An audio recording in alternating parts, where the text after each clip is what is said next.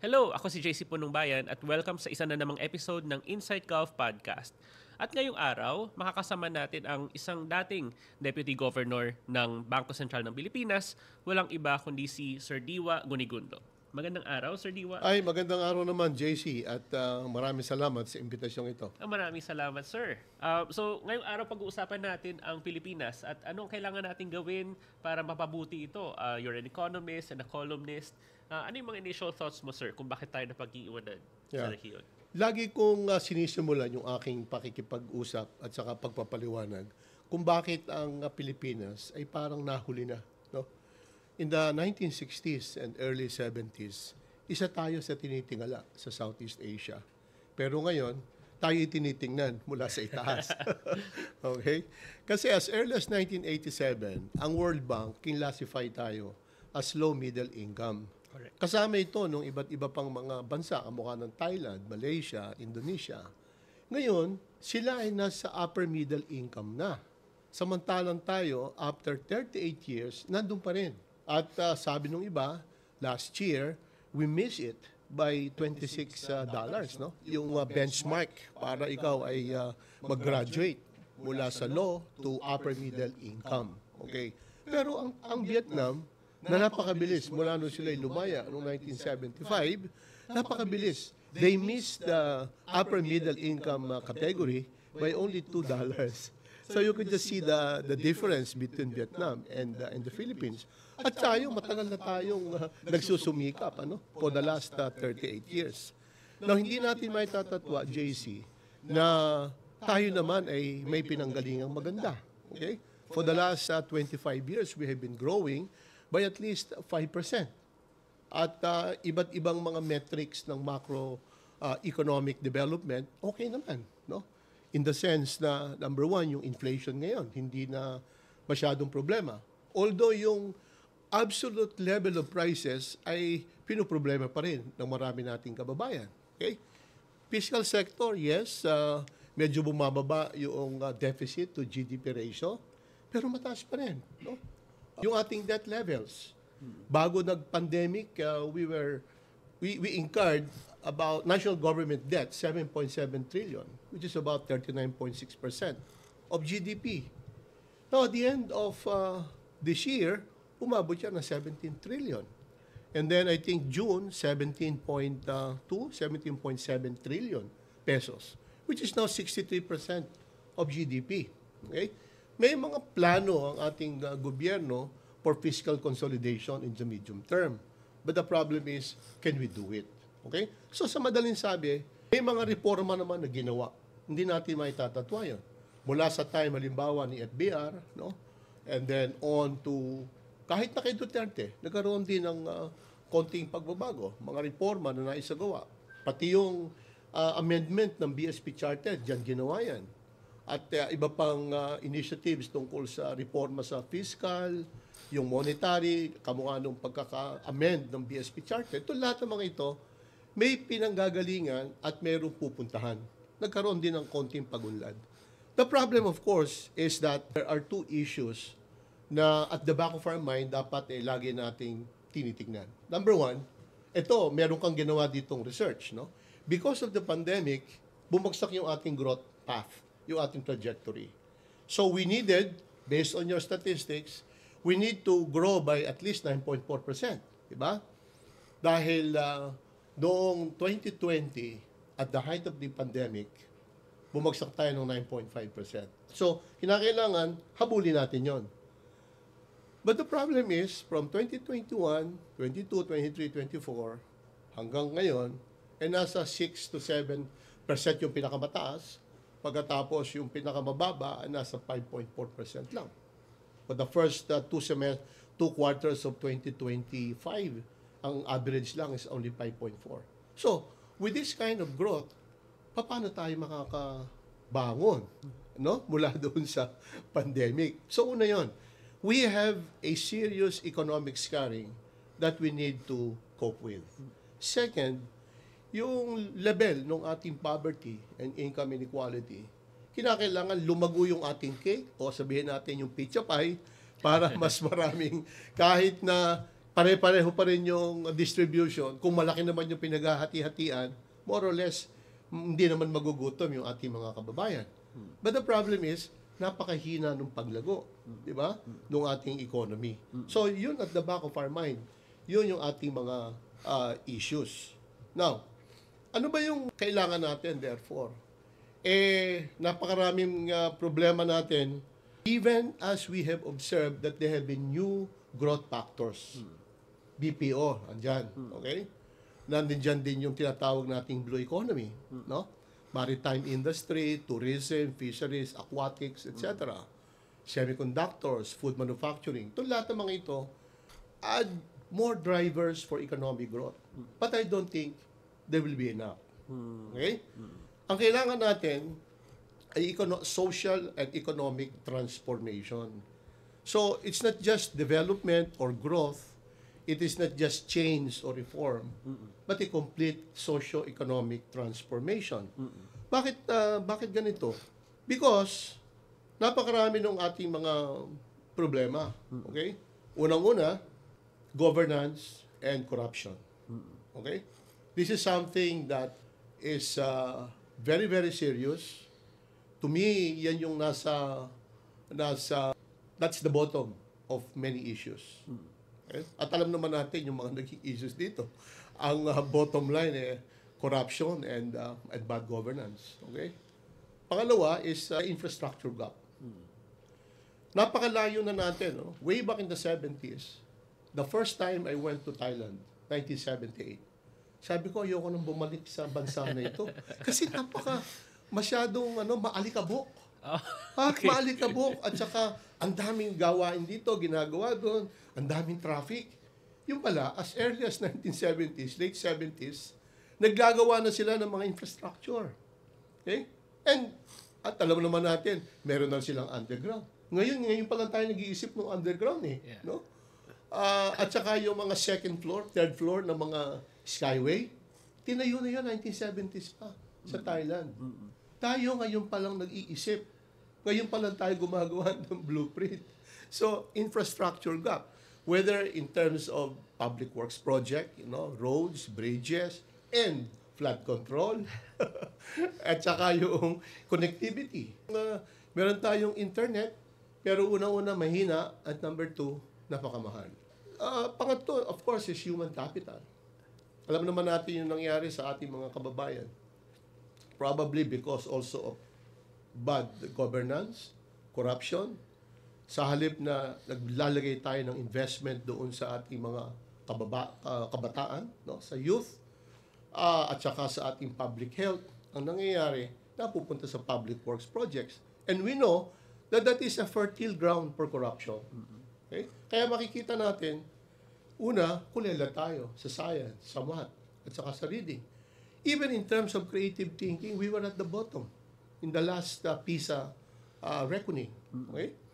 Pinakahuli dito, I think, is also a question of values. No? Kung yung mga kababayan natin, halimbawa, hindi nagbebenta ng kanilang mga boto, tinitingnan nila, ina-assess nila kung sino itong mga kandidatong ito, we will not end up this way. No? So, yun yung nakikita ko na inquiry, serious problema. Kaya, we need no less than socio-economic transformation. Yun, basically, I just lay down yung ating pwedeng pag-usapan pa, JC. Okay. Actually, tapos na po yung podcast natin. yun na po kabuuan ng podcast. Joke lang, sir. Nagsisimula pa lang tayo. So, Okay. sige, sir, balikan natin yung lahat ng yan. Pero gusto ko bumalik dun sa experience nyo sa Bangko Sentral ng Pilipinas. You were a central banker for essentially 41 years before you retired from the BSP. Yeah, 2 years I spent sa Department of Labor, I see. NMYC, which is now TESDA. I see. I was involved in national manpower planning and occupational forecasting. Okay. Ito yung making sure that the demands of industry are met by supply. Oh, yes. Okay? So, nagkakaroon ng occupational forecasting depending on the trend of the Philippine economy, sa anong mga industriya ba yung nadidevelop. That was, I joined NMYC in 1976. I see. That was 1 year after yung Reynish report. Oh. Yung nagsimula ng dapat labor-intensive tayo, Tapos magkaroon din tayo ng program for overseas Filipino workers remittances. Doon nagsimula yung katas ng Saudi. Okay? I see. So noon, tinitingnan namin kung ano yung mga kailangan ng bago ng industriya. So at that time, I don't know kung hanggang ngayon nandoon pa, may industry board. Yung industry board, okay, kunwari, car manufacturing, spare parts, food, etc. We talk with the industry, ano yung mga requirements.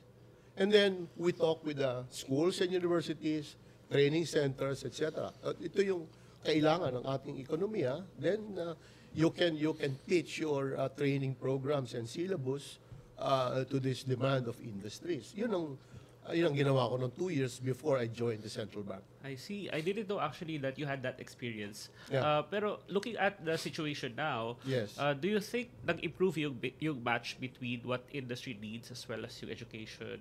Malaki pa rin ang outcomes? mismatch eh. Paano natin i-fix kaya? There's a great mismatch. I think yung, di ba, meron tayong EDCOM 1, EDCOM 2, no? There should be a very serious inventory, no, of what the country needs. Yeah. Sa akin, hindi sapat na tanungin lang natin yung mga industriya kung ano yung kailangan nila. Yeah. Dapat, our economic manager should decide what is best for the Philippine economy. Kasi yung iba, kinikriticize yung industry, yung issue ng industrial policy. Di ba? May mga issue dyan eh. But I think it is important that we come up with our own blueprint of what we need to do to be able to catch up and bridge the gap between low income and upper middle income middle country. I no? see. Upang sa ganon, hindi tayo lang tumitingin sa mga global metrics, etc. I think we need to define what we need. Yeah. And therefore, pitch our policy, whether in industry, services, or even in agriculture. You know, of course, sir, that we have a 90% learning poverty rate. Yes. How serious is that as a problem for our future growth? Oh, that's very serious. Napakarami ko ng column na tinakil yan eh. No? Ang sabi ko, okay, tayo pinakamababa, isa sa pinakamababa sa science, okay? That means technology, engineering, kahit AI, andyan yan, okay? Math. Well, you need math. Yeah. Kailangan natin ng PCCs, engineers, Yeah. management experts, etc. And of course, we need reading. Okay? Mababa tayo sa tatlong yon. Yeah. Sa creative thinking, ang sabi doon sa ng PISA, no? Yung pinakamagagaling sa Pilipinas can equal only 3% of the ordinary Singaporean. Wow. Okay? So, moving forward, what kind of labor force, political and business leaders are we going to produce 10 to 15 years from now? There was one commentator who said na kapag nakipag-usap ka daw sa mga Singaporeans, sa gobyerno, sa bureaucracy, and you talk to a bureau director or a department director, okay? Akala mo nakikipag-usap ka na sa undersecretary or even secretary noong ibang Southeast Asian countries. Oh. I'm not going to name Yeah. those countries, no? In other words, kasi sa Singapore, talagang matindi yung quality of education. And at the same time, kahit na nasa gobyerno na yung kanilang mga empleyado, there is a regular, periodic retraining and reskilling of their bureaucrats. Okay? Yes, of course, we have the DAP, Development Academy of the Philippines. We have different types of retraining programs, but I don't think they are integrated. And I don't think yan ay nakakapag-produce ng talagang kinakailangan natin mga leaders sa mga panahong ito. Merong proposal, sir, to integrate or harmonize yung DepEd, CHED, and TESDA. I think it's a cabinet-level position kasi ang observation ng EDCOM is fragmented. Itong Yes. mga agencies na to. Tama. Do you think that will work or should we create a super agency to subsume all of those education-related bureaus of the government? Nagtataka nga ako bakit hiniwalay-hiwalay eh. Okay? Kung hiwa-hiwalay yan, iba-iba leaders yan. At alam mo naman natin, kamukha sa Amerika, pagka may 10 Pilipino sa isang syudad, there are 10 Filipino associations. Okay. So kung Kanya-kanya. meron kang DepEd, meron kang CHED, may TESDA ka, kanya-kanyang programa yan. Yeah. Kanya-kanyang vision yan.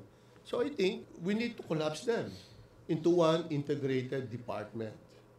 Kinakailangan talaga may blueprint eh. Yes. Walang iniwan yan sa flood control. Speaking of blueprints, Sir Liwa, so yung NEDA, we know has been converted to Yes. DepDev already. Pero sa tingin mo, ano yung better way of laying down an economic plan for the country? Kasi ang sabi ng iba, parang limited yung role ng DepDev kasi parang magandang plano pero in terms of implementation, in terms of making sure that the agencies deliver, ay parang kulang. So how do we plan better? Well, unang-una, nagtataka ako bakit gano'n ang department. Okay? Pagka ginawa kang department, hindi, you're just like the other departments. So you are subject to salary standardization. You are subject to the standard rule of the bureaucracy. Yeah. Pero kung NEDA ka, halimbawa, you're still an authority. Okay? So if you are an authority, you can be a class on your own. And therefore, kung ang problema halimbawa is to retain talents and good leadership, authority ka, perhaps NEDA, kung NEDA pa sila ngayon, dahil authority sila, can ask to be exempted from the salary standardization and other standard rules of the bureaucracy. At upang sa ganon, ma-retain nila yung mga talents at makapag-invite sila ng new talents. So, una yun, ano? Pangalawa, kinakailangan pag sinabing NEDA o authority, dapat sila yung pinapakinggan tungkol sa mga plano. Okay? During the time of during the time of the older Marcos, okay? Ang NEDA was really a NEDA authority. Pinapakinggan dati ang NEDA. Today hindi na halos no. Well, pinapakinggan in terms of the National Development Plan 2023-2028 to make sure that specific programs of the different departments are consistent with the general principles in the NEDA plan, no? Pero I think there's got to be some re-examination. Kasi for example, also I want to talk about innovation no? Dito sa ating usapan. Meron tayong National Innovation Council which is under NEDA or DepDev. Yes. Okay? Kasi ako I believe doon sa theory noong dalawang set of authors. Okay? Unang-una yung breaking the mold. Okay? Ito yung kay Raghuram Rajan, dating IMF economic counselor, at saka si Rohit Lamba. They came out with this book, Breaking the Mold, in 2023. The other is Simon, ano ba pangalan niya? Anyway, unang-una I think si Daron Acemoglu, pagkatapos si James Robinson, and then si Simon, I forgot Yung Simon Johnson? Johnson. Yeah. Yung naging economic counselor sa IMF. And they won the Nobel Prize. Yes. Was it last year? No? Last year. Yeah, last year. Sila naman yung nagsasabi na we need appropriate institutions so that nations will not fail. Okay? But to me, social transformation will require, okay, yung sinasabi nila Raghuram Rajan at saka nitong si Lamba, Rohit Lamba, na kinakailangan natin ng innovation. Yung sinabi nilang, let us servicify each economic sector, okay, industry, whether manufacturing, construction, etc., agriculture, and services. Okay? Servicify meaning you have to introduce innovation. Okay? Use of AI, data science, big data, okay, etc., whether in industry, agriculture, o kaya services. Ngayon, pag pinagsama natin yung dalawa, na innovation-driven institutions, appropriate institutions, I think that is when we can hope to achieve a meaningful social transformation. Okay? Meron doon sa NEDA ng National Innovation Council. Yes. Alright? The problem is, parang the National Innovation Council seems to have been buried in the bureaucracy. Dapat itong National Innovation Council should have a prominent role in defining what kind of innovations we need in the Philippines. Upang sa ganon, ay maipasok natin yung innovation sa bawat sektor ng ating economic sector and at the same time, sa lahat ng institutions. When we talk about institutions, let's say we talk about political institutions. sa Senado, House of Representatives, Executive, etc. Halos walang innovation doon sa mga branches of government. Stagnation yata ang meron. Yes, no? Walang innovation na lagi nang sinasabi ng BSP, we are evidence-based, database, which I believe.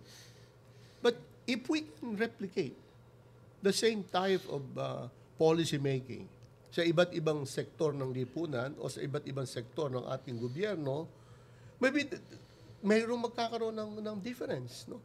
At sa pamamagitan nito, makikita natin na just like in the other countries where innovation made a lot of difference because innovation addresses the issue of productivity drugs. Okay? Maraming ang productivity halimbawa ng ating mga laborers, no? Laging kinu-question yan ng mga nangangapital. Yeah. Na bago natin bigay itong sweldong ito, I think you should prove that your productivity is increasing. In other words, productivity-driven adjustment in wages. Yeah. But I think there has been increases in productivity.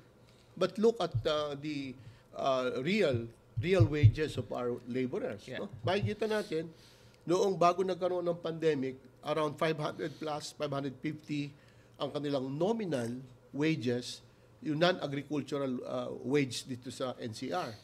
Pagkatapos, today, nasa 645 na yata ngayon yung nominal wage. But if you deflate that with inflation, o kaya yung GDP deflator, makikita mo, halos hindi nagbago eh. Yes. No? 517, 516, or 517, despite all of those nominal wage adjustment. Okay? Pero makikita natin, yung ating sinasabing total factor productivity, nag-improve naman improve yun. Yung ating ICOR, Incremental Capital Output Ratio, nagkaroon din tayo ng increase in economic efficiency. So, kung may papasok natin ang innovation, ang AI, ang technology sa iba't ibang sektor ng ating ekonomiya at saka sa gobyerno, I think that will make a lot of difference. Productivity issues about productivity drugs can be addressed. Our laborers and our business executives will also be more productive. That will be a game changer. Ano yung vision mo, Sir Diwa, dun sa if we had a proper innovation system or proper system of promoting innovation, ano yung itsura nun in practice? And is it just a matter of subsidizing research, for example, or promoting yung higher graduate degrees, for example, PhDs? Ano po yung specific policies so that we have a good innovation Ang ecosystem? magandang ano dyan, halimbawa sa China. No? Makikita natin in the late 80s, 1990s, and early 2000s, they were sending all of their people, students, abroad. Yeah. Kasi wala pa naman silang globally competitive nung panahon na yun, di ba? Correct. Okay. At in many instances, we've seen some of them, no? Dahil sa, siyempre, limited yung mga scholarship at saka yung mga training grants. They were willing to say, kahit dalawa po kami, sa isang kwarto, kahit na isa lamang yung food subsidy. So they share. At saan sila nag-aaral? Sa corridor. Para yung light. Kasi sila rin ang magbabayad ng kuryente, no? So, ando sila sa corridor.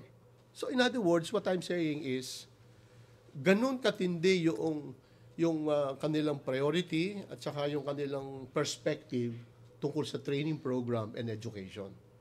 Today, makikita natin, 2.5 na lang ang PhD sa China. Okay? At karamihan sa kanila nagbalikan. Yes. Dito sa China. Correct. Okay? Some of them are still in MIT, Harvard, etc.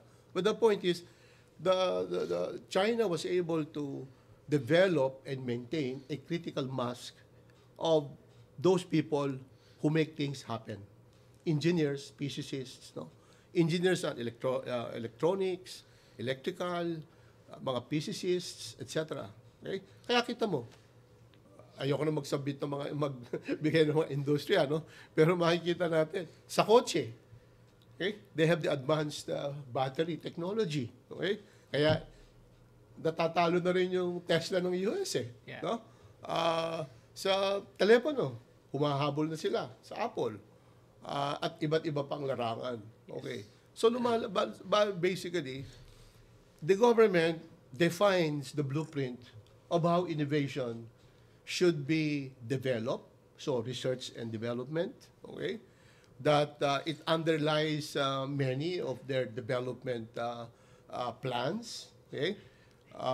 And therefore, it is now driving technology, IT. They are now driving the development path of China. And I'm sure in many developed economies, US for example, no, not all, but in many of those key industries, the big industries, they are all driven by technology. Yes. I think if we can replicate that in the Philippines, where our government will realize the importance of IT, importance of innovation in all sectors of the economy and in all levels of the bureaucracy, I think that could make a lot of difference. Sir, napag-usapan natin yung innovation. Yeah. One way innovation comes is through technology transfers from foreign direct investments. Correct. Pero ang isang criticism sa Pilipinas, ayaw mag-invest ng mga investors dito sa Pilipinas for Yes. various reasons. Yes. Yung high cost of power, or weak rule of law. Bakit ganun, sir? Ba't hirap na hirap tayo mag-attract ng investments compared, for example, to Vietnam na may strong presence si Apple, si Samsung, and other big tech companies? Okay, I'll give you one unforgettable experience.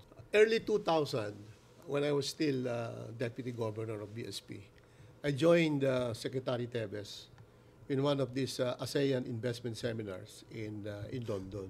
Okay, so lahat ng ASEAN finance and trade ministers nagkaroon ng presentation in the plenary. Daming investors from Europe, from London, etc. So lahat sila nagsalita. Siyempre, itong lahat ng mga ito, mga motherhood statements, di ba? Magagandang salita yan, mga wordsmith ang kanilang ginamit, kaya okay na okay. And then there is breakout session. So breakout session for Laos, Malaysia, etc. So tayo, Philippines, meron tayong breakout session. About 15 foreign investors came to our breakout session. And there were only 15. Okay? After about 20 minutes, 30 minutes, tapos na kami. Okay? So sabi ko kay Secretary Tevez, gusto ho niyo, Secretary, puntahan natin yung ibang breakout session. Oh. Okay. So sabi, hala, let's go. Punta kami sa Vietnam. Hindi pa namin hindi pa kami nakakarating sa Vietnam. Standing room only. Oh my God. Okay? Standing room only, tapos meron pa sa labas. But anyway, dahil meron kaming badge, so nakapasok kami.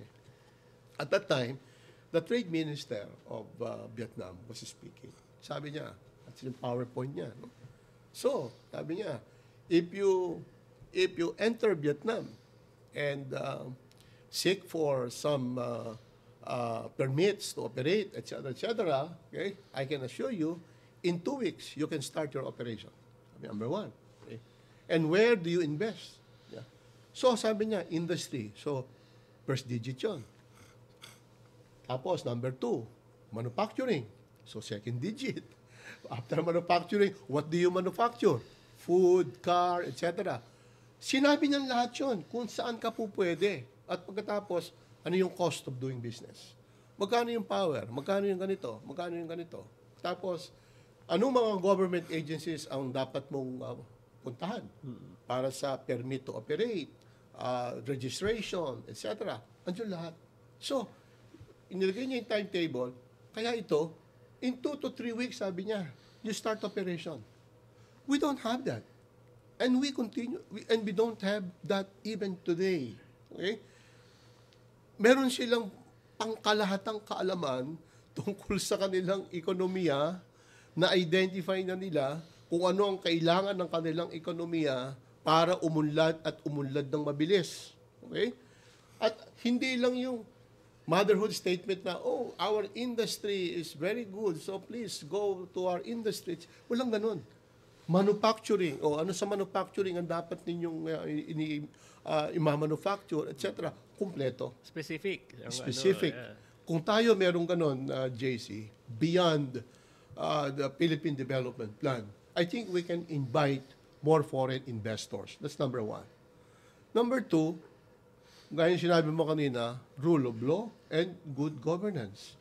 Alam po ninyo, ang problema ng mga foreign investors, and we have talked to them, no? I mean, we've been going around investor roadshows, etc. And one of their complaints is, in the middle of the process of getting the permits, etc., the rules change. Okay? The rules change. Pagkatapos yung presyo ng power, etc., problema din nila 'yon.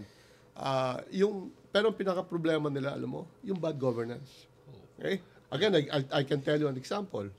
Sa isang bayan sa Bulacan, okay, may isang Pranses na nakita niya, itong lugar na ito ay tamang-tama para sa vineyard.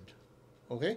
Magtatanim siya ng grapes at maggagawa siya ng winery. Wow, sa Bulacan. Sa Bulacan. Wow. Kasi mainit doon, tsaka dry. Oh. Nasabi nila, yun ay tamang-tama, parang California o kaya parang yung mga vineyards sa France. Okay? So, binili niya, alam ko kung ilang hektarya. Ang problema ganito, nakapag-register na sa SEC, nakapag-register na sa probinsya, tapos sa town, sa munisipyo. Ang problema, barangay chairman. Okay? Barangay permit. Okay. Barangay permit. Pinahirapan siya at nanghihingi ng napakalaking halaga. Oh my gosh. Alam mo ano nangyari? The poor Frenchman simply packed up and left. Binenta niya yung kanyang binili. Oh my gosh. Ilang taga Bulacan sana ang nabigyan ng trabaho. Ilang points or basis points sa GDP sana ang naidagdag kung nakapaggawa talaga ng vineyard at winery. Yeah. Yun ang problema. Politika, governance, rule of law, etc.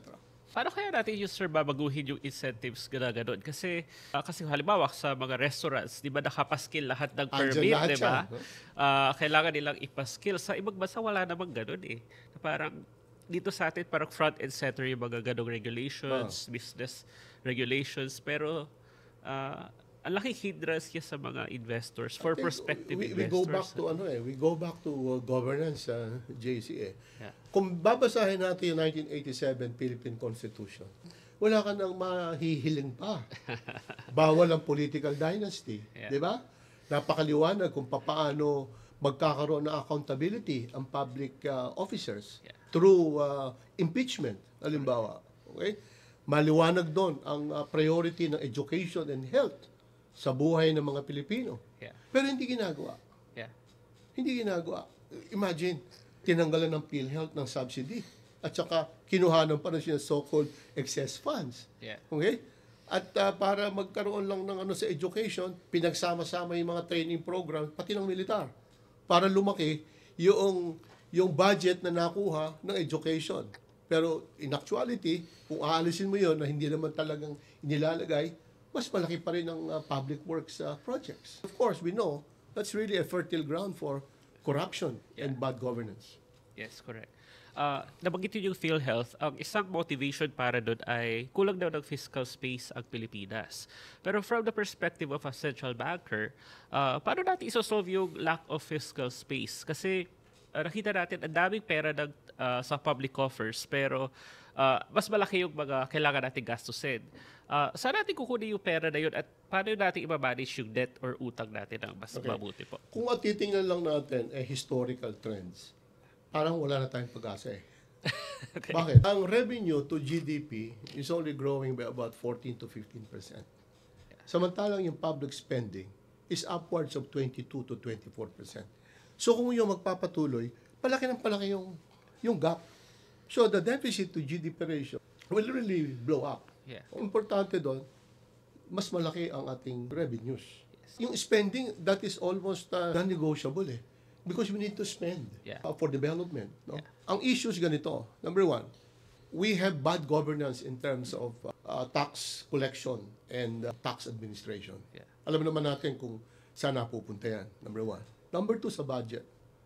Ang laki nung unappropriated, unprogrammed allocation. Yeah. Na kung iyon ay nagamit sa wastong pamamaraan, if we had judicious spending, Mas na-improve sana ang health, na-improve sana ang education, na-improve sana yung mga social infrastructure na talagang critical.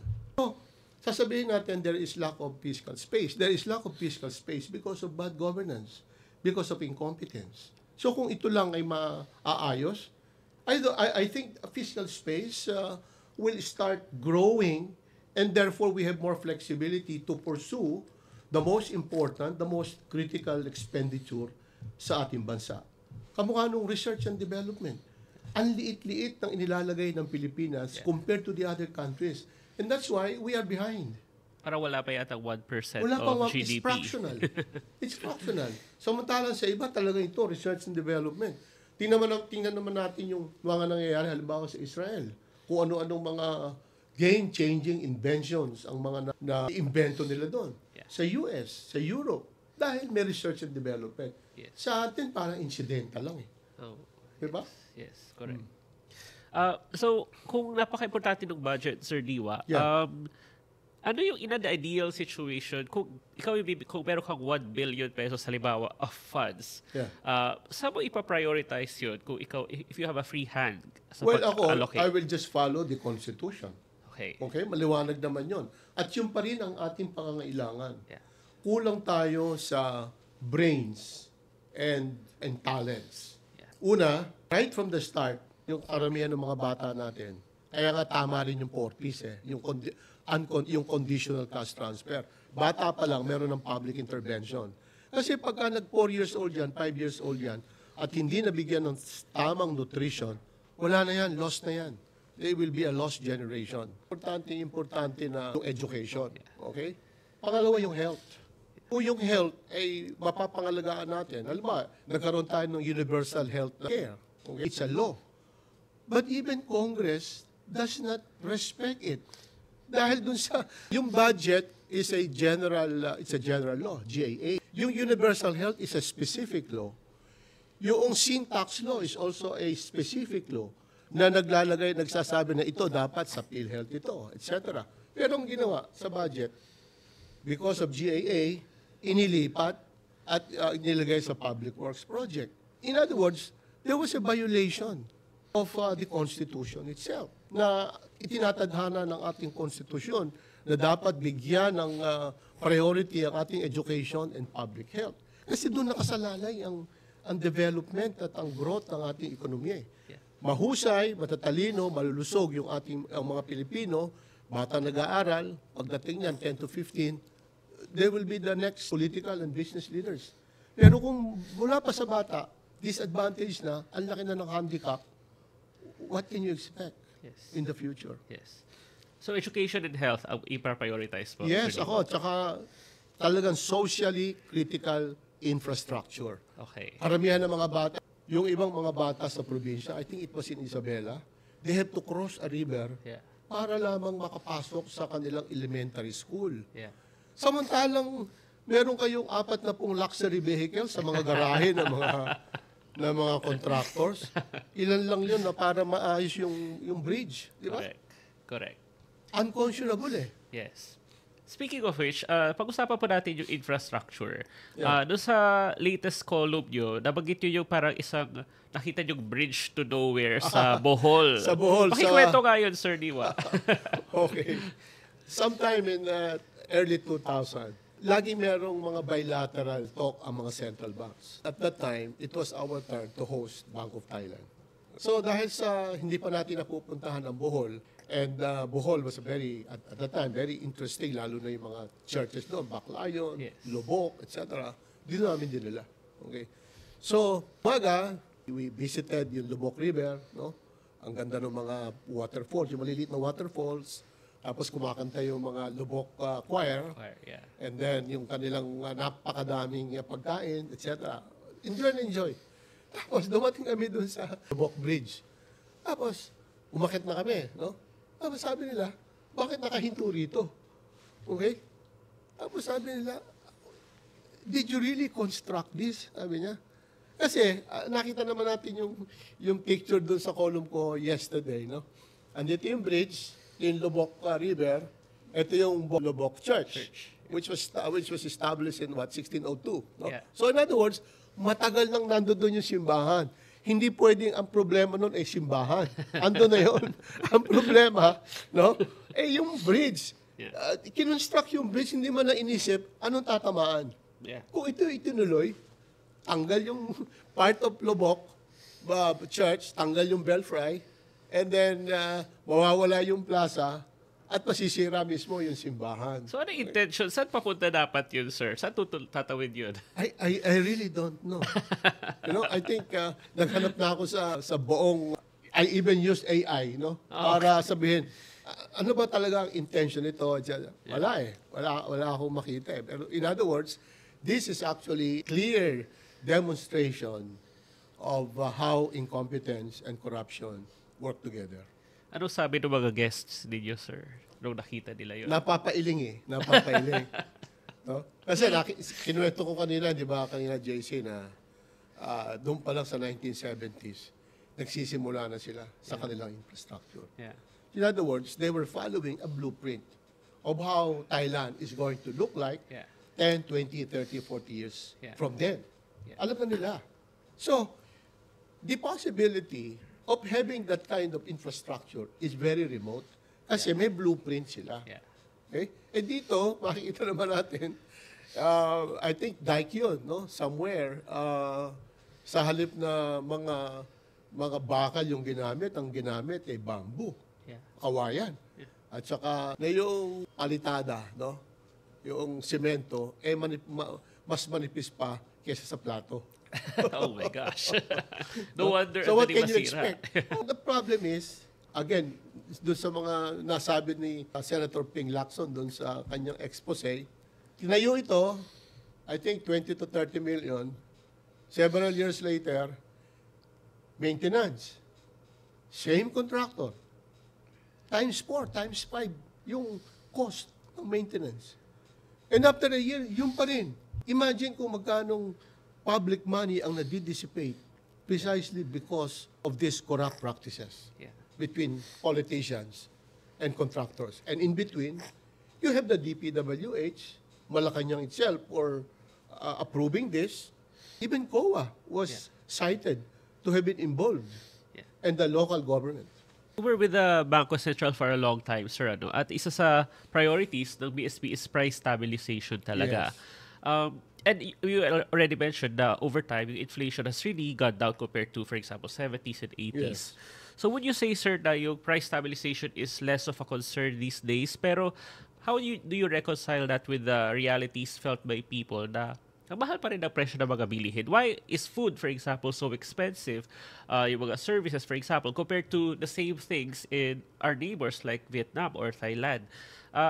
From a central banking perspective, ano po yung mga constraints? Bakit ang mahal pa rin relatively ng food sa Pilipinas? Well, first of all, if we rely mainly on monetary policy, we will just like be pushing on a string. Monetary policy actually addresses the demand side of inflation. So kung halimbawa masyadong malakas ang demand ng publiko, halimbawa mga kumpanya, household, etc., ang magagawa ng central bank is to tighten monetary policy. Tightening monetary policy means taas mo interest rate, yung policy rate, which is being monitored by the market. Second is to reduce the level of liquidity, yung money supply. And you can do this in various ways, one of which is through the reserve requirement. Pwede mong itaas yung reserve requirement so you can siphon off extra liquidity from the market. Yun yung monetary policy. But the problem of inflation in the Philippines is more than demand, supply. Okay? Makikita natin, kamukha nung, ito na-solve na ng ibang bansa ito eh. No?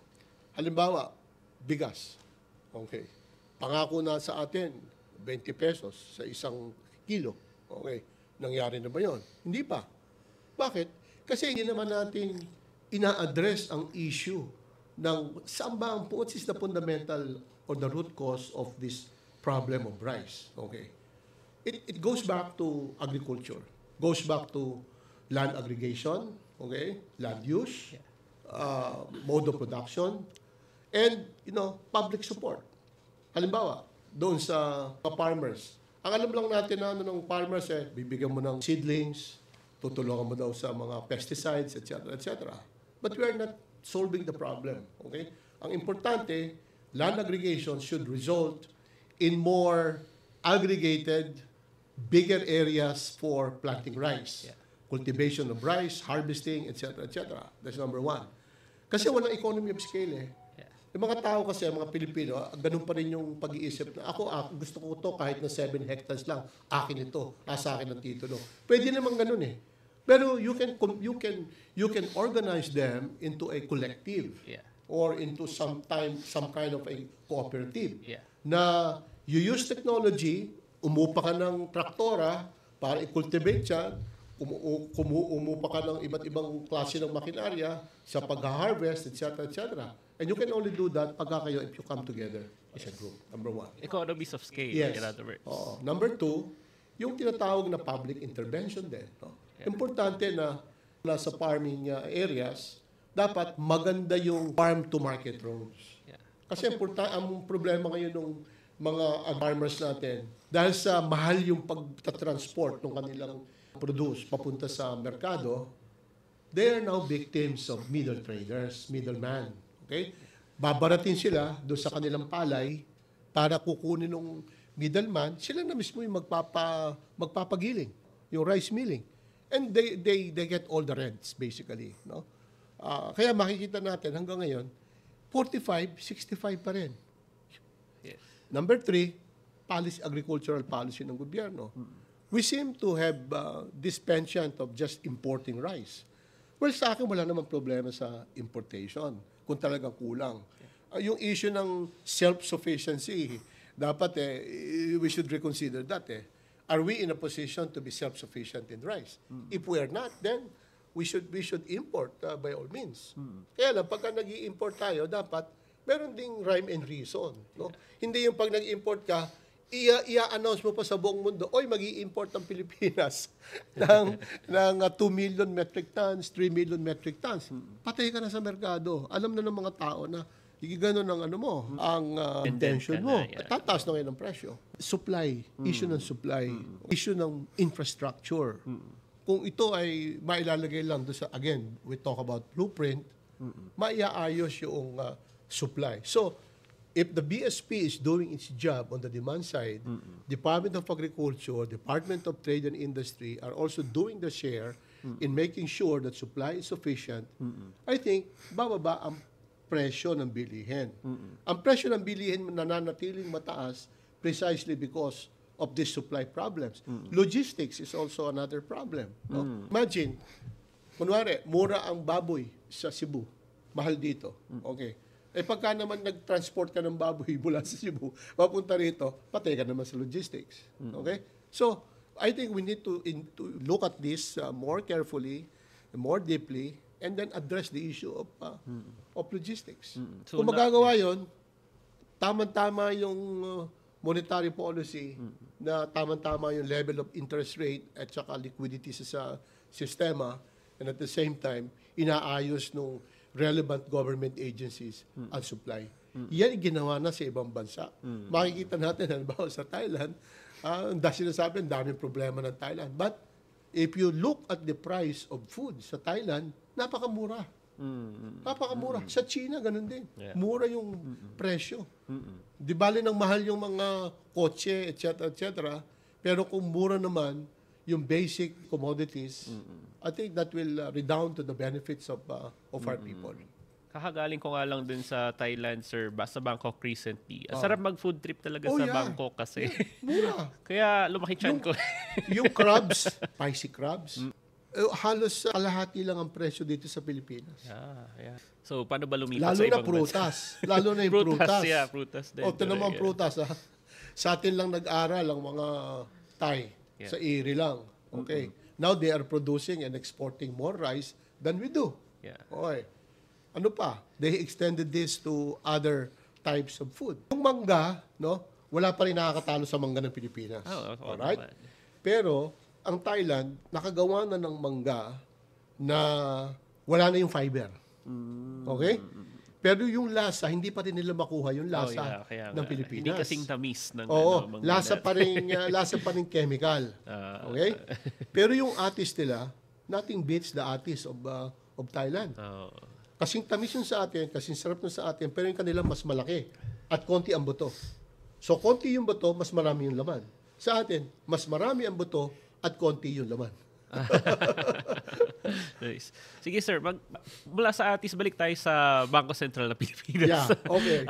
Kasi isa rin sa problema ng Pilipinas ay yung financial inclusion pa rin. Yeah. Ibig sabihin, marami pa rin Pilipino yung walang bank accounts halimbawa o walang mga savings. Yeah.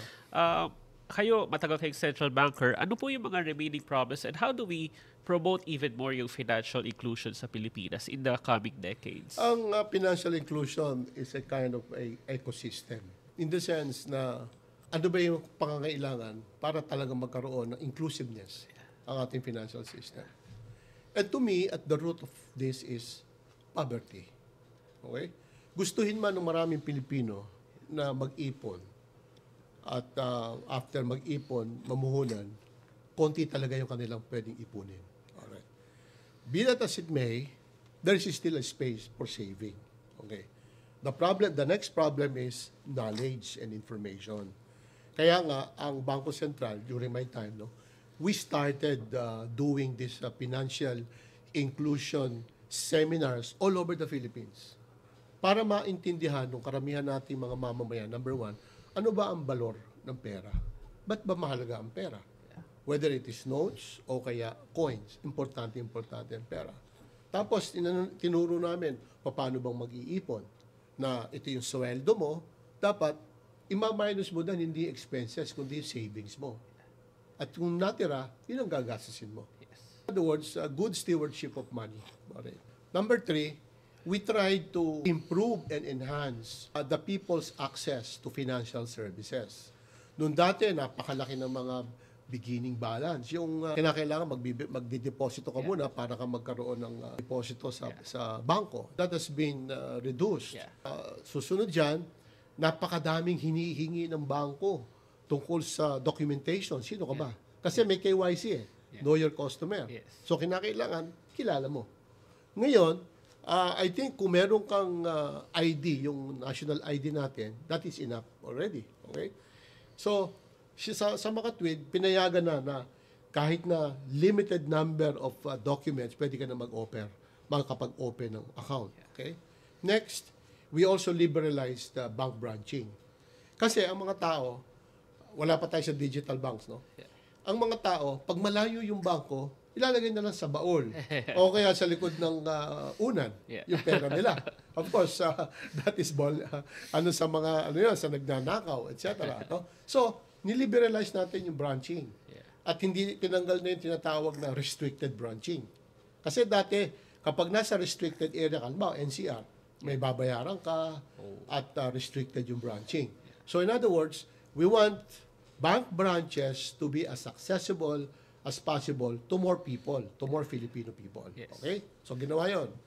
And then, I think during the time of the pandemic, nagkaroon ng policy o ng kautusan ang Bangko Sentral to start licensing digital banks. When we talk of digital banks, I think there are only 4 or 5 of them. Halos wala ka ng branching. You have a head office, pagkatapos ang pagbabangko mo is through digital means, remote. And at the same time, yung ganung klaseng app, inireplicate na rin ng maraming bangko. Lahat halos ng bangko ngayon, pwede ka mag-deposito from bank A to bank B by bank transfer. Yes. Ganun na lang, no? Tapos yung, in fact, konti na ngayon ang gumagamit ng mga cheque. Yes. And then we also liberalize yung pag-ano ng ATM. Oh. So that when people need money para mag-withdraw o magbayad sa kanilang bills, the ATM machine is capable of doing that. Yeah. Kaya nga si Paul Volcker, Yes. sabi niya, I think the best innovation in this century is the ATM. Yeah. At that time talagang Yeah. ATM hindi ka na pipila sa bangko eh. Yeah. Anyway, yun yung ecosystem na talagang niliberalize, more branches, pumasok ang digital banks. Yan yung financial inclusion. Kung mas maraming mga tao ang will be able to avail of bank and other financial services, then be able to take advantage on the next stage. The next stage is not only investment but also doing business. Yeah. Okay? In fact, nagkakaroon nga sa BSP noon ng Credit Surety Fund. Yung Credit Surety Fund, through the framework of cooperatives, yung mga members ng cooperatives can borrow from the banks without collateral and without credit history. So, kung ikaw ay member ng isang cooperative, ang contribution mo 100,000, makakautang ka 10 times. So, 1 million. Walang collateral at walang credit history. At marami na po nag-benefit from that. What does it mean? Kasi kung yung mga microfinance lang, Yeah. hanggang 20,000 lang yata. Yeah, maliit, 25, maliit. It doesn't mean anything. Hanggang basahan ka lang, di ba? Yung gumagawa ng basahan, nagbebenta, hanggang doon lang magagawa mo. Pero through the Credit Surety Fund ng BSP, no, marami tayong nakita magagandang experience. Na dati, doon lang ang market lang nila, domestic, sa isang probinsya lang. Now, because they were able to take advantage of the Credit Surety Fund, nag-i-export na sila ng mga shrimp. Oh. Yung iba naman, again, yung gumagawa ng, meron sila mga bee farm. So, honey, etc. Again, from domestic market, nakapag-export na sila. In other words, if more financial services are accessible sa ating mga kababayan, and people know the value of money, how to save, how to invest, etc., more people will be lifted out of poverty. But of course, at the bottom of all this is the government and the private sector should have a good partnership in establishing a more robust and a more resilient economy. In other words, financial inclusion, marami namang gusto talagang umutang para to unleash yung entrepreneurial spirit nila, Correct. for example. Pero yung income, how do we increase incomes and lift people out of poverty? That's the primordial Correct. concern. Correct. I see. Saan kayo, Sir Diwa, dun sa debate? Kasi right now, there's a debate between economists who think na dapat industry ang ating tahakin. Just like the experience of our neighbors like Vietnam and Thailand, mga export powerhouses. Pero on the other hand, more studies are showing na services ang way forward. Nasa kayo sa spectrum or sa debate na yun? Ako sa akin, I'll go back to my comments kay Dr. Dante Canlas noong sa tayong lalabas sa lower middle income. Sabi ko doon, I think we should do both. But at this point, siguro merong priority ang services. Because services require not so much capital unlike industries. Yeah. And that's one of our major problems. Services. In fact, without services, BPOs, halimbawa, OFW remittances, yung ating current account would have been in a bigger deficit today. Yeah. Kung wala yung mga services na yan. Yeah. At the same time, naman sa industry, hindi naman tayo po pwedeng puro services na lang. Wala tayong backbone. Ang kailangan natin, backbone. So, dapat meron tayong industriya. Now, how do we abbreviate the process? Again, we go back to innovation. By introducing AI, technology, etc., etc., again, in all economic sectors. Kaya nga yung sinasabi ni Raghuram Rajan at saka ni Rohit Lamba, servicify all the three sectors of the economy. Introduce. Okay?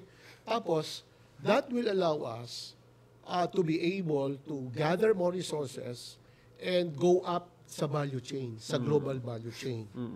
Sa makatwid, kung kasi heavy industries ang pinag-uusapan natin, we start from scratch 1 hanggang stage, let's say 7 or 8, napakaraming pera. But we don't have that. Ang participation of foreign investment, limited pa rin. But if we are able to identify a specific sector dun sa value chain and then concentrate on those, we may need also some form of industry, but lighter industry, more services, etc. And then we focus and improve ourselves on that particular niche in the value chain, then we can grow out of the so-called lower middle income trap. In that kind of debate, I would say that priority is still services, okay? But that does not mean that we should just forget altogether industries. Industries are really important. Backbone yan eh. Yes. Hanap tayo ng niche, di ba, sir, doon sa semiconductor Yes. industry. Yes. Specifically yung assembly, testing, and packaging, That's right. which is nasa latter part ng value chain. Do you think kakahanap pa tayo ng other niche area in industry? Or ano kaya yung parang product or manufactured product that we can actually latch on to? Yung iba, wiring harness, no? Meron dyan yung mga camera and laboratory equipment. In-identify na yun eh. Ang problema is the Trump tariff, Yeah. no? Ang major natin dyan is the US. Yeah. And as far as I know, I don't know the actual update, parang 100% ang tariff eh. Ang gusto niya sa ng semiconductors. Semicon, diba? Tatamaan, of course, directly are the domestic industries of the US. Yeah. Mamamahal yung kanilang cost of production dahil dun sa semicon, which is just an input to Yes. further manufacturing. Correct. And then in terms of the other exports of the Philippines to the US, 19% yung ating reciprocal tariff. Yeah. So, at least 19% higher yung mga presyo noong bibilhin ng ordinary American consumers. Yeah. So, yung demand for our exports will also suffer some kind of a decline. So, yes, we can identify some of those niches and some sectors of the in the global chain. But with this kind of developments, Yeah. which is some kind of a wild card, siyempre, let's try and look for other markets, particularly in Europe. Nabanggit nyo kanina yung remittances. Yes. Kasi remittances continue to play a huge role in the economy. Pero ano yung current thinking about the role of remittances? Gaano siya ka-importante? I think yung growth rate niya hindi na ganun kalakas Hindi eh. Kasi Pero, nagmamature na siya. can you describe po yung mature? Paano Kasi nung nagmamature? dati, in the 70s and 80s, 3 billion, 5 billion lang yan. Remember, in the Department of Labor, dalawang departments or offices ang ginawa ng Department of Labor to look after our overseas workers. One is OEDB, Overseas Employment Development Board, at saka BES, Bureau of Employment Services. Okay? Tapos, nagkaroon ng OWA, di ba? Yeah. Overseas Workers Welfare Administration. Tapos, at iba't iba pang departamento. So, ang ginawa nun, during the time, especially of Secretary Ople, talagang he went to different places and started having talks with their labor ministries para magkaroon ng mas maraming market yung ating overseas Filipino workers. The problem, of course, started in 1974-75. Ito yung Reynish report na ang sabi, hindi kagad natin i-employ. Marami tayong laborers eh. Kaya nga labor-intensive dapat eh. Pero kahit na i-labor-intensive mo ang mga industriya, kulang pa rin ang capability ng ekonomiya to absorb this excess labor. Kaya nga noong 1975, ang tawag dyan, stopgap measure lang, yung overseas workers. Kaya nga, Development Board, Bureau of Employment Services, Bureau lang. Eh ngayon, department na eh, di ba? Yeah, of migrant Department of workers. Migrant Workers. Meaning, hindi na stopgap measure yan. It is already part and parcel, a plank of public policy. In the 90s, umakit ng 10 billion, no? Ngayon, nasa more than 33 billion dollars a year. Now, ang importansya nito sa atin, number one, it mitigates our current account deficit. Yeah. Kung wala yon at saka ang BPM, yung mga business process industry, mas malaki yung ating current account. Our dependence on foreign savings will be much higher, number one. Number two, kung wala yung mga overseas remittances, bababa yung ating consumption expenditure, which is about 75% of our GDP. Yes. Okay? Babagsak yan. Kaya napaka-importante nung overseas workers natin. But, should we always depend on overseas remittances? Okay? Kaya nga, ang challenge actually sa gobyerno, hindi lamang bigyan ng tulong ang pagpahusay ng ating ekonomiya para doon sa mga naririto.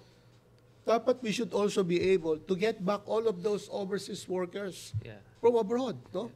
Dahil sila yung may utak din eh. Tingnan mo, yung mga karpintero at saka mga mason sa Pilipinas, Yeah. medyo balbon yung trabaho. Okay. Bakit? Kasi yung master plumber, master carpenter, nasa Saudi na eh. Yeah. So we are left with expensive, but shall we say, less skilled laborers sa Pilipinas. But if we can get even yung mga scientists na nasa NASA yata, alam ko may mga Pilipino dyan. Yeah. At saka sa iba't ibang institution, get them here. Kaya lang, kinakailangan talaga natin ng leadership Yeah. sa Pilipinas na talagang merong political will, unquestionable integrity na talaga hindi magpapadala, okay, sa pera. Para sa ganon, very serious yung paggagawa ng blueprint, and with this blueprint, talagang yung execution and implementation of public policy is to the letter. So decades from now, Sir Diwa, you'd rather na yung marami sa OFWs right now talaga bumalik. Yung mga, especially the skilled ones, over time. Gradually, I guess. While we are strengthening our domestic economy to make it robust, make it more resilient, make it more far-reaching. No? Yeah. Kasi kung ganun, babalik mo dito yung mga Pilipino, wala naman silang trabaho, tataas ang krimen sa Pilipinas. Yeah. Inisip ko rin, sir, parang what will entice kaya yung mga skilled OFWs or overseas Filipinos kung yung industry natin is low pay yung mga jobs or walang support for research and development for scientists. Ang makakapagpabalik lang sa kanila dito patriotism Okay? Talagang pagmamahal na lang sa bansa. Karamihan ng marami sa gobyerno. I mean, addressing part of the issues na ni-raise ng mga nasa pamahalaan ngayon. Wag nilang lalahatin din naman.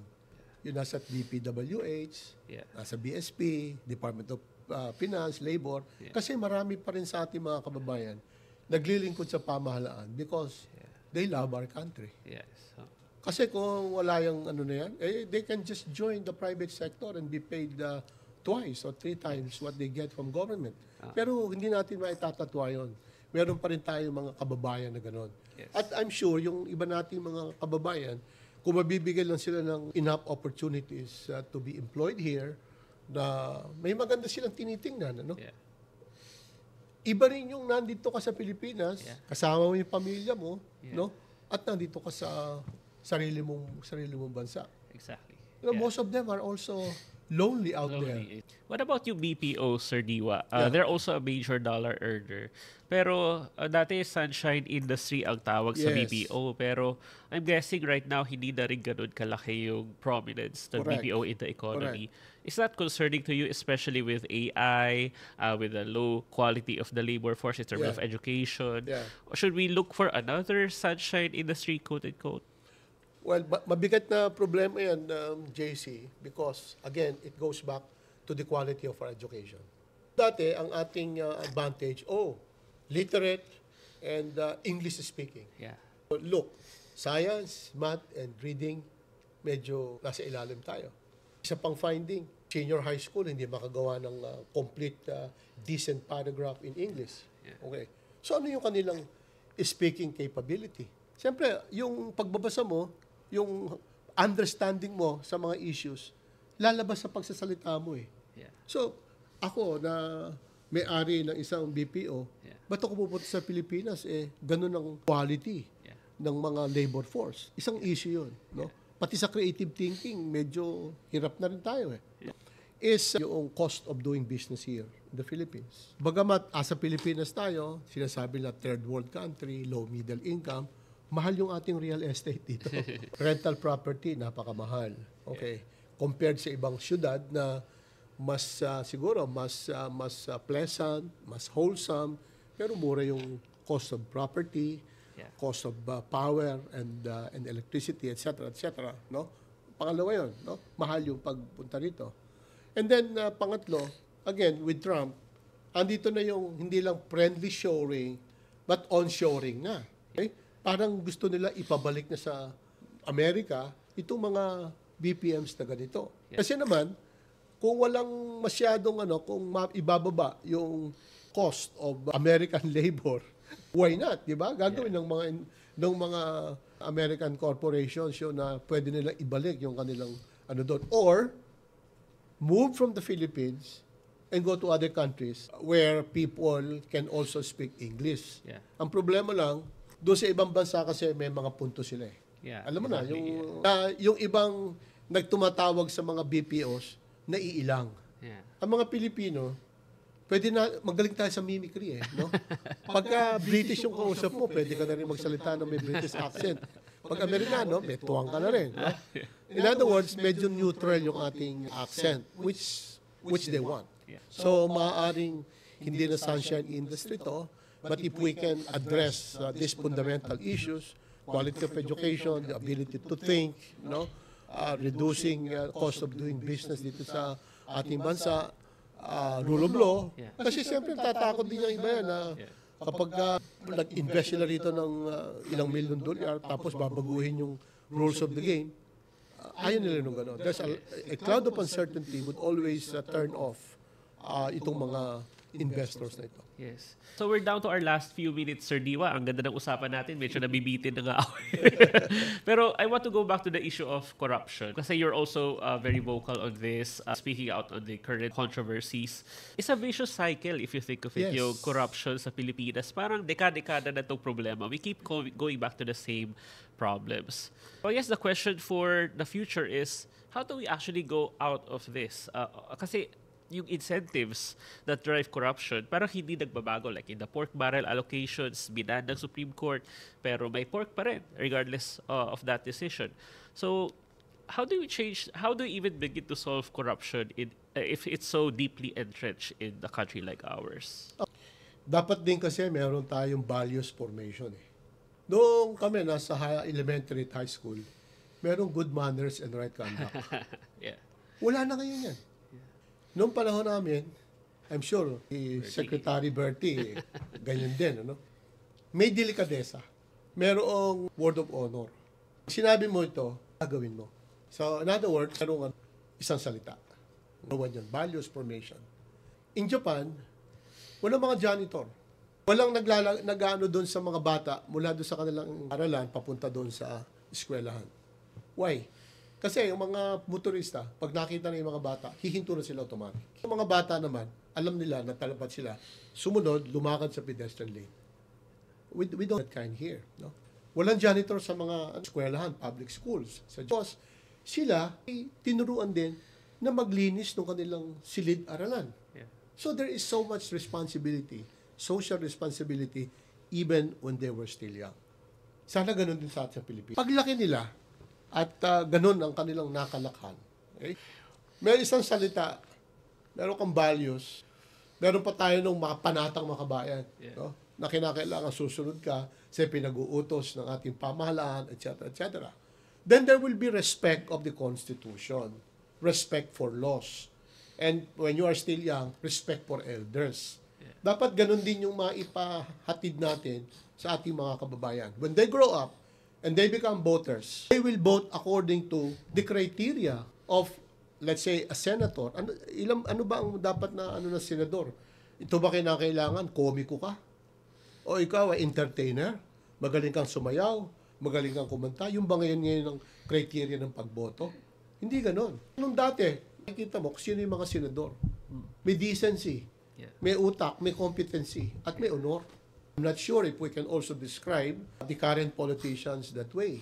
No? Values formation is very important. Number two, there should also be a change in the institution. Yeah. Yung political institutions natin. No? Dapat walang incentive for corruption. Walang incentive sa violation and breach of law. In other words, justice system should work. Na kapag may kasalanan ka, dapat parusahan ka. I remember isang principal na itago lang yata yung 5,000 pesos do sa school. Pinarusahan 11 years. Here we are talking of millions of pesos. Even billions. Minsan. Billions in pesos na unexplained. Hanggang ngayon, hindi pa naipapaliwanag. Yeah. But wala sila sa kulungan. They can even travel. So yun ang kailangan, really. Kaya nga sabi ko kanina, JC, we need a social economic transformation. Yeah. Yeah. Even our values, our internal system, Yeah. politics, institution. That is where democracy thrives. An enlightened citizenry, one with good values, no, driving them, that's where democracy thrives.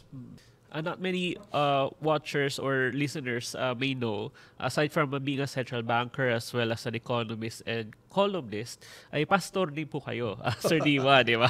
Saan nga po kayo, pastor, sir? I'm the senior pastor of Fullness of Christ International Ministries, dyan sa Mandaluyong. See, and how many years have you been a pastor po? I was ordained in 2003. But all the while, I became a Christian in 1982.